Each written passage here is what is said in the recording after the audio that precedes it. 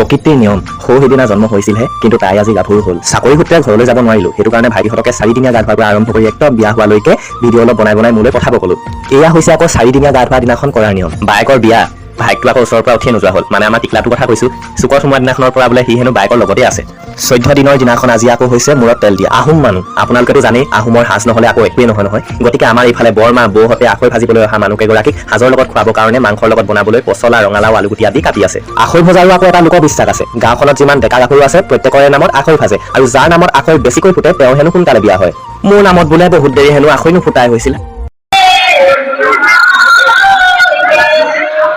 15 দিনৰ দিনাখন আজি হৈছে আকৌ মেইন বিয়া এইফালে আমাৰ তাৰ দৰে গাহৰি মাংস বনাই আছে আমাৰ আকৌ বিয়া সবাহত গাহৰি মাংস মেইন